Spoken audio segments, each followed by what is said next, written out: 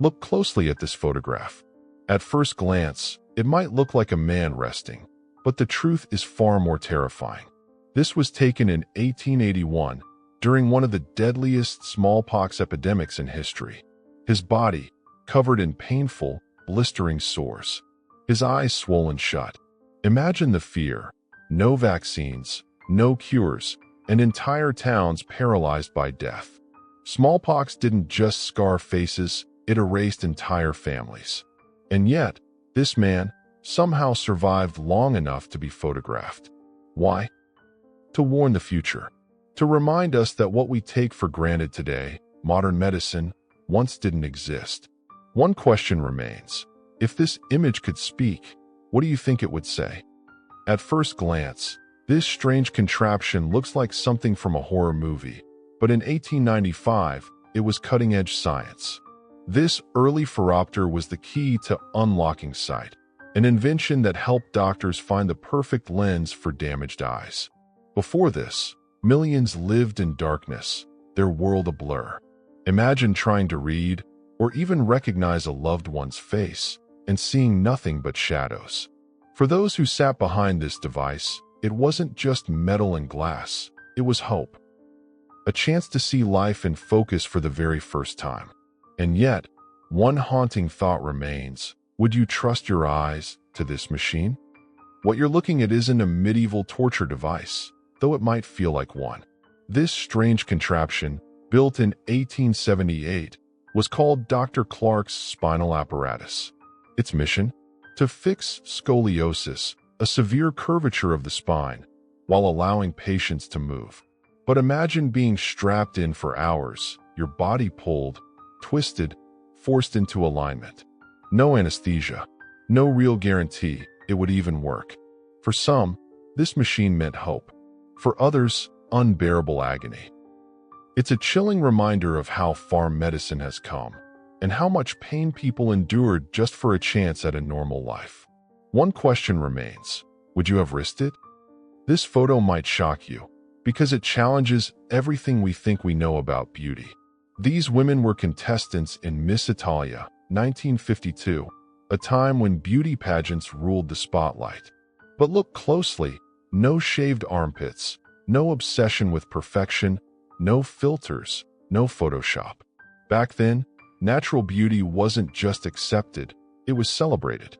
Today, we live in a world where a single hair can spark outrage online. So ask yourself, did we really evolve in our standards of beauty? Or did we lose something along the way? At first glance, it's just two cars parked side by side. But this photo marks a turning point in history. On the left, the very first Ford ever built. On the right, the 10 millionth Ford, just 16 years later. Think about that. 10 million cars in less than 2 decades. Henry Ford didn't just build cars, he built a new world. A world where distance shrank, roads connected dreams, and freedom came with 4 wheels. This picture isn't about machines. It's about ambition, progress, and the moment America fell in love with the open road. And it all started right here. They weren't trying to be scary for fun, they were terrifying on purpose. This photo, from around 1900, shows children dressed for Halloween. But back then, it was nothing like today. No superheroes, no princesses, just handmade masks and costumes designed to frighten away evil spirits. The faces you see? Papier-mâché, rough fabric, paint that clung like shadows. It wasn't about candy. It was about survival of an old belief. Looking at this now, you can't help but wonder. Did these kids feel like they were playing or performing a ritual in the dark? They didn't simply wear raincoats. They wore a tradition woven in straw and snow. It's Niigata, Japan, 1956. These children are walking toward a New Year's celebration, wrapped in straw minobashi coats, born from centuries-old techniques, designed to repel the relentless snowfall. Photographer Hiroshi Hamaya captured more than a scene. He froze a moment where tradition met childhood in harsh winter. Each straw garment wasn't just clothing, it was a shield against the elements, and a symbol of cultural persistence. their faces peeking through narrow hoods, small figures marching through a snow-scaped world. Pause for a second. What do you imagine they whispered to each other as they trudged forward? Is this a journey to a festival or a pilgrimage of survival? What if I told you the Beatles once had a fifth member you'd never hear on their greatest hits? This is the group in 1960, before Ringo, before fame, John, Paul, George, Stuart Sutcliffe on bass, and Pete Best on drums. They were performing in gritty Hamburg clubs, chasing a dream across the North Sea. Sutcliffe wasn't a skilled musician, but he shaped their look, even inspiring the iconic mop-top haircut cut by Astrid Kircher. Best held the beat until 1962, when the band took a different direction. Imagine that, the raw energy of youth, the friction of change, and a band still searching for its four-piece identity. So here they stand, not yet legends, just five young men on the brink of reinvention. Ask yourself, how different would music history be if this lineup had stayed together? Picture this. It's May 1st, 1926, and Henry Ford hits stop on Saturday shifts. Overnight, Ford becomes one of America's very first companies to switch to a 5-day, 40-hour workweek without reducing pay. Before this, millions of factory workers labored 6 days a week, often grueling 48 hours. Ford believed it made no sense. Rested workers worked better. The result?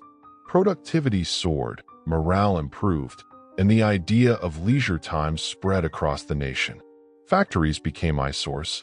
No, they became engines of opportunity. But here's the twist. This wasn't just about efficiency. It was about shaping the modern American lifestyle. By letting employees rest and spend more time with family, Ford sparked a shift in how we live and work. So ask yourself, when did work become reasonable? And could we ever go back?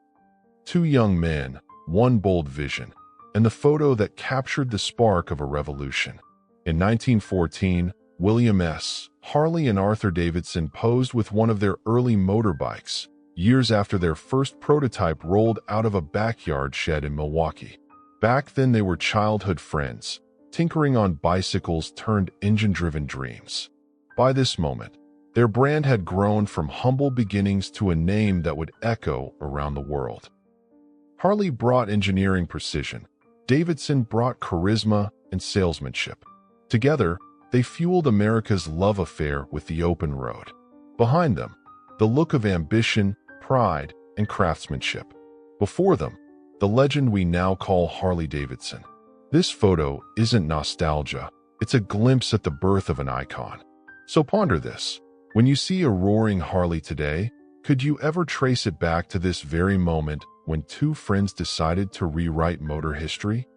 He's in a snowy forest, uniform crisp, calm as a calm before a storm. In 1942, during the Continuation War, a Soviet intelligence officer stands before a Finnish firing squad in East Karelia. Official records say he laughs in the final moments, not out of defiance alone, but as the last breath of humanity. This image was kept secret for decades by Finland, until declassified in 2006. It wasn't meant to shock, it was meant to vanish into history. Yet here he is, smiling at the end. The moment pauses time.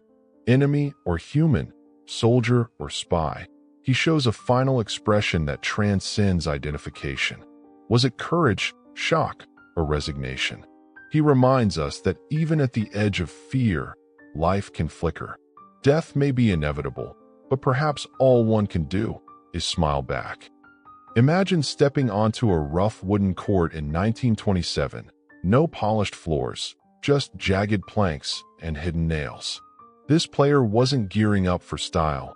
He's wearing a heavy, leather face mask and knee pads to survive the game. Back then, players recovered from facial fractures or needed cushioning because courts were hazardous. These masks shielded eyes and noses. The pads protected against splinters and bruises. Basketball wasn't the polished league sport it later became. It was rugged, experimental, sometimes painful. Every jump, every fall, risked serious injury. Yet players persevered. They fought not only for points, but to define the sport. Seeing this gear today is a reminder. Early athletes invented protection as they played. So ask yourself, if you faced that game, would you dare endure it just to chase the ball? Rain falls softly on June 8, 1939, but the scene is anything but ordinary. First Lady Eleanor Roosevelt and Queen Elizabeth glide through Union Station in an open convertible, Mrs. Roosevelt shading them both with an umbrella as they head toward the White House. This wasn't just a royal visit. It was a historic gesture of unity on the eve of global conflict. Elizabeth came to strengthen ties with America during a tour meant to shore up support for Britain as war loomed. Roosevelt greeted her not just as a queen, but as a partner in diplomacy and goodwill. Look at their smiles. They know what's at stake: global friendship and fragile peace. And yet, in this moment, there's elegance, calm, and purpose. So ask yourself, could a simple umbrella do more than shield from rain? Could it symbolize a bond between nations? He wasn't just defiant, he was unbreakable. Meet Georges Blind, a French fireman turned resistance fighter arrested in October 1944. Facing a German firing squad in Belfort, he didn't plead or curse, he smiled. That smile wasn't bravado. It was the final act of courage in a mock execution staged to break him. They hoped fear would make him talk. Instead, his calm laughter held silence. This photograph captured one moment: a man standing at the edge of fear, choosing humanity over despair. Blind later died in deportation, but in that instant, he reclaimed power. The Germans intended intimidation. They got something else, a legend. So pause. What does that smile mean to you? Resistance? Defiance? Or something deeper? She didn't just pour water, she poured possibility. It's 1916, at the Benning racetrack near Washington, D.C., and this woman is carefully filling the radiator of the Stutz Whiteman Special No. 26, one of the era's fastest American race cars. For drivers and mechanics alike, heat was the enemy. Overheat, and you're out of the race. Or worse, stranded on the track. What's striking isn't just the car, it's her. A woman working on a race car in 1916? That wasn't the norm. She represents early breakthroughs in both motorsport and gender roles. Think: wooden wheels, roaring engines, and no air conditioning, just raw grit. Every race depended on that mechanical balance between thirst for speed and the cooling embrace of water. So look closely. This image isn't nostalgia, it's defiance, innovation, and quiet resilience.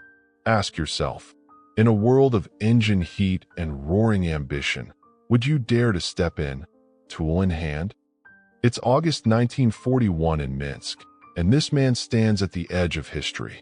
A Soviet prisoner, shirtless, gaunt, facing Heinrich Himmler, creator of the SS. Himmler inspects the camp, but this prisoner doesn't flinch. Whether he meets his eye or looks away is debated. What isn't disputed is a deeper truth. In that moment, captured in grainy black and white, he embodied resistance. Surrounded by barbed wire and doom, he still stood, alive, defiant. Most Soviet POWs wouldn't survive the cold, starvation, or Nazi brutality. Yet here, presence itself was rebellion. This image became both symbolic and propagandistic, raising questions about what it means to resist. Was he choosing courage, or clinging to the last embers of dignity? He may have perished later, like millions of others. But in that frame, facing one of the most ruthless men in history, he reclaimed his identity. It wasn't surrender. It was a stare that echoed, "You will not break me." He lost his hand in battle and gained a legend. In 1504, during the Landshut War of Succession, German knight Gotz von Berlichingen had his right hand destroyed by cannon fire. Rather than retire, he commissioned an iron prosthetic, what became known as the Iron Hand. This metal marvel had spring-loaded hinges and ratchets at each knuckle, letting Goths grip anything from a quill to reins, or even a sword in battle. Built around 1530, the improved design gave him the strength to keep fighting well into his 60s. This wasn't just a medical tool, it was a symbol of defiance. Goths carried on through wars, feuds, and history, becoming a living legend. So ask yourself, if you had an iron hand, what would you dare to hold on to? This isn't the stadium you know, it's the dream before the reality. That was Barcelona in the mid-1920s, when supporters still packed Campo de les courts, the club's then home ground that was bursting at the seams. The phrase Camp Nou, meaning new field, had already circulated among fans as a promise, a bold new stadium on the horizon. In 1925, that promise was just talk. There were no steel grandstands, no sea of Blaugrana seats. Just a vision held by a growing club hungry for space and international ambition. The concept of Camp Nou only took shape decades later, with construction starting in the early 1950s and completion in 1957.